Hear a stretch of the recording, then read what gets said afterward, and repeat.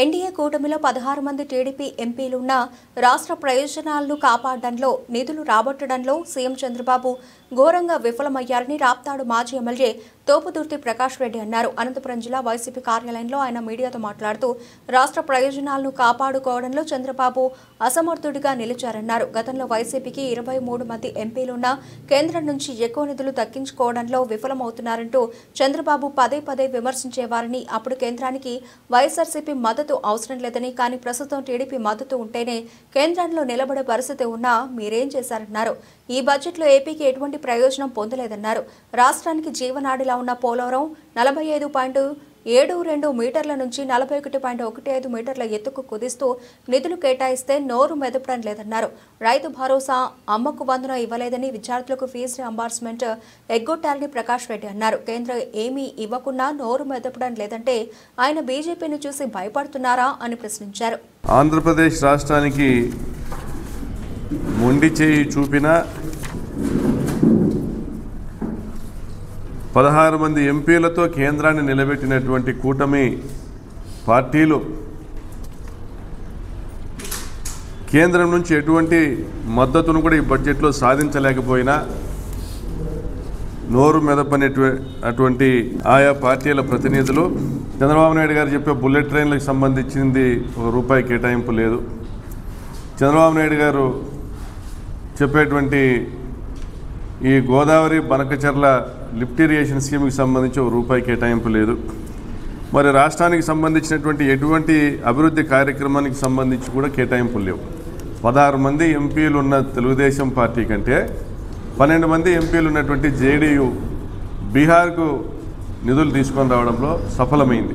Polavaram project 45.72 మీటర్ల వరకు కూడా నిర్మాణం పూర్తి చేస్తే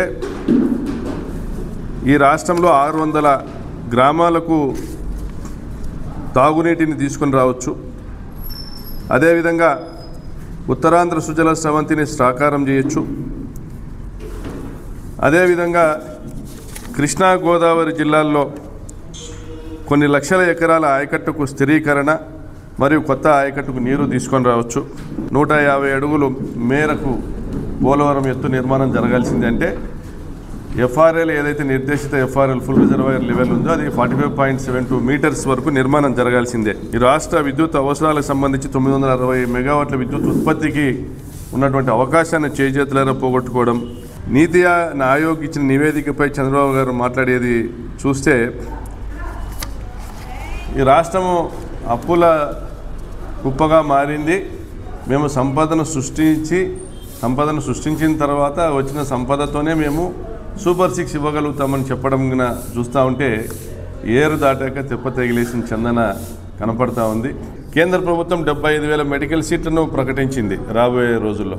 కానీ రాష్ట్రంలో ఉన్న మెడికల్ కాలేజీలన్నింటినీ కూడా కొత్తగా నిర్మాణంలో ఉన్న 17 మెడికల్ కాలేజీలు మీరు మూసేసి మీ బినామీల చేత అవి కొనిపించి ప్రైవేట్ పరం చేసేటువంటి కార్యక్రమం చేయబోతా ఉన్నారు. ధర్మిలా మనం 2450 సీట్లు మెడికల్ సీట్లు ఉచిత సీట్లను కోల్పోవడం జరుగుతూ ఉంది. ఇరిగేషన్లో కూడా పెద్దగా మీరు సాధించింది ఏం లేదు. పోలవరంకు రావాల్సినటువంటి వాటాను కూడా తగ్గించుకుంటూ మీరు సాష్టాంగ ప్రణామాలు చేసి కేంద్రం ముందర పోలవరం ఎత్తును తగ్గించేసి మాకు 6,000 కోట్లు ఇస్తే చాలని ప్రణమిల్లడం వెనక ఆంతర్యమైంది. సెకండరీ ప్రైమరీ పాఠశాలలకు బ్రాడ్బ్యాండ్ కనెక్టివిటీ ఇచ్చాం. ఈరోజు కేంద్రము 5 స్కిల్ డెవలప్మెంట్ సెంటర్లను ఏర్పాటు చేస్తున్నట్లుగా బడ్జెట్లో ప్రకటించింది. మరి కూడా దేశవ్యాప్తంగా సెకండరీ ప్రైమరీ పాఠశాలలకు బ్రాడ్బ్యాండ్ కనెక్టివిటీ ఇవ్వబోతున్నామని ప్రకటించింది. అయితే గత వైఎస్ఆర్సీ ప్రభుత్వంలో గవర్నమెంట్ స్కూల్స్లో ఇంటరాక్టివ్ ఫ్లాట్ ప్యానెల్స్ని ఏర్పాటు చేసి బ్రాడ్బ్యాండ్ సర్వీసెస్ అందించాం. మరి ఈరోజు కేంద్రం తీసుకొచ్చినటువంటి ఈ విధానము జగన్మోహన్ రెడ్డి గారు చేసినటువంటి ఒక మంచి కార్యక్రమానికి కేంద్రం కూడా మద్దతు తెలిపినట్లుగా భావించాలన్నా. అదేవిధంగా సూపర్ 6కి సంబంధించి మీరు ఈరోజు నిస్సిగ్గుగా ప్రకటనలు చేస్తూ ఉన్నారు. మేము ఇవ్వలేమనేసి సాక్షాత్తుగా సచివాలయంలోనే ఈ ప్రకటన చేశారు. ఈరోజు రాష్ట్రంలో ఉన్న ఆదాయం పెరగాల, ఆదాయం పెరిగితే అప్పుడు ఈ సూపర్ 6 వాటి గురించి ఆలోచన చేస్తామని నిస్సిగ్గుగా ప్రకటన చేశారు. మీరు గమనిస్తే భవితకు భరోసా అన్నారు. 18 నుంచి 59 ఏళ్ళ ఆడపడుచులకు ఇంట్లో ఎంతమంది ఉన్నా ఒక్కొక్కరికి నెలకు 1500 అన్నారు. మరి వారికి మహిళలకు ఉచిత బస్సు ప్రయాణం అన్నారు. మరి ఏటా 3 గ్యాస్ సిలిండర్లు ఉచితం అన్నారు. నిరుద్యోగ యువతకు నెలకు 3,000 అన్నారు. రైతన్నకు సంవత్సరానికి 20,000 అన్నారు.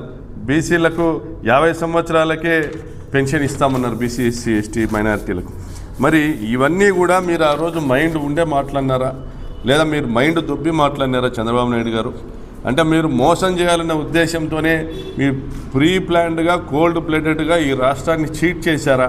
ఈ సూపర్ 6 హామీలను పుట్టదాఖలు చేస్తున్నందుకు నిరసనగా ఫీజు రియంబర్స్మెంట్ పైన 3,850 కోట్ల బకాయిలు ఉన్నటువంటి ఫీజు రియంబర్స్మెంట్ మీరు చెల్లించేంత వరకు కూడా ఉద్యమం చేస్తాం. 5వ తారీఖున జిల్లా కేంద్రంలో, పుట్టపర్తి జిల్లా కేంద్రంలోను మరియు అనంతపురం జిల్లా కేంద్రంలోను జరగనున్నటువంటి ఫీజు పోరుబాటను తప్పనిసరిగా విద్యార్థుల తల్లిదండ్రులు అందరూ కూడా జయప్రదం చేయబోతా ఉన్నారు. దానికి పెద్ద ఎత్తున ప్రజల మద్దతు కూడా లభించబోతా ఉందని తెలియజేస్తూ సెలవు తీసుకుంటాం.